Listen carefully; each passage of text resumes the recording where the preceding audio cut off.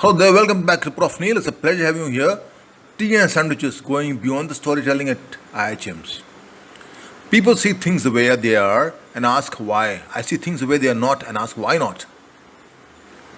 It's not that the Britishers, our colonizers, introduced sandwiches to India.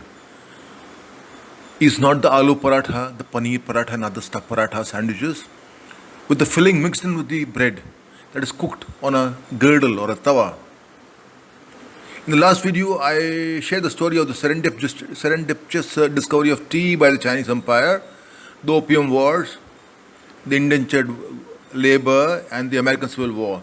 To go beyond just the format, to teach, to enrich the teaching of the chapter titled Beverages for the first year students.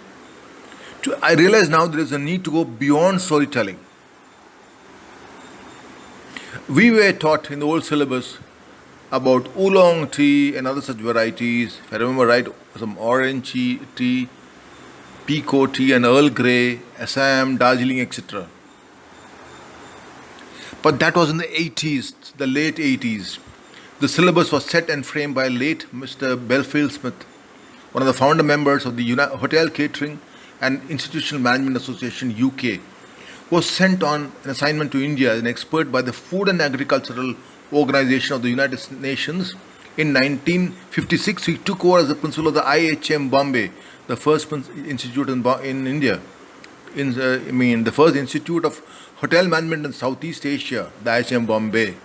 That it started in 1956 is something commendable. And Mr. Belfield Smith was the principal. In association with the godmother of hospitality, education in India, Ms. Tangama Philip, the syllabus was framed and followed without any Indian thinking put into it.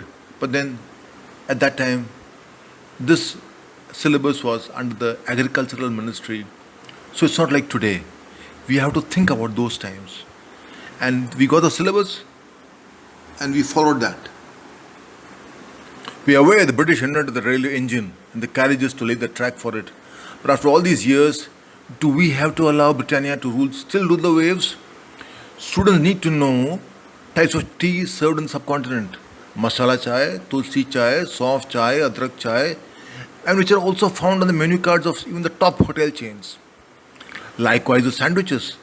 The story about its serendipitous invention by John Montagu, the 4th Earl of Sandwich, an inveterate gambler who didn't want to leave the table but was feeling hungry, hence asked the servant to bring him 2 slices of bread with a roast beef slice between both the slices, tucked in between both the slices. And lo, sandwich was born. Sandwiches are acknowledged as the greatest culinary contributions to mankind, which needs no detailing.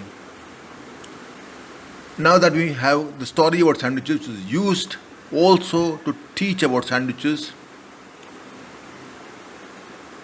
but we have added Indian flavors to tea. Can't we do the same to sandwiches? Let's rubbish the American and British definitions of sandwiches for a change and their parameters to define what a sandwich is all about. Ultimately, what a sandwich is ultimately it is 2 pieces of bread separate pieces of bread within which there's some stuffing, a filling. Now, John Montagu didn't need any rules or parameters to make a sandwich. So why do we? So let's not adhere to parameters that keep us fixed on the railway track of thinking. The humble vada pav reminds us of another tryst of being creative with sandwich making. Remove the crust, dump the Western oven-baked Western bread for a change to creatively use Indian breads. Breads ranging from theplas, chopadas, rotis to the March pav, Goan pav, the kulchas and all the multicultural cousins from different Indian states are the perfect companion to the assortment of fillings available. The humble vada in all its forms. Bonda, samosa, misal, vie for space with the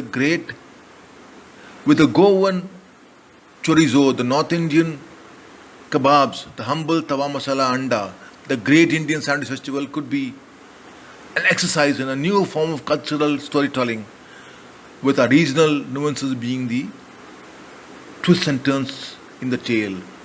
There being no patent that only oven baked bread slices can be titled as a sandwich, opens up an ocean of creativity in India that shall be the smorgasbord of sandwiches. Imagine if you allow our students to leave the railway track of thinking to think creatively otherwise. The variety of sandwiches that any institute creates may be turned into the Great Indian Sandwich Festival, where the guests from the industry and or people from the outside society are invited with passes sold commercially, arrive with a fixed mindset but return overawed. The institute teaching the industry a lesson, that shall be a day to celebrate, isn't that? For that shall be the twist to be embraced and the turn to be enjoyed. Thank you.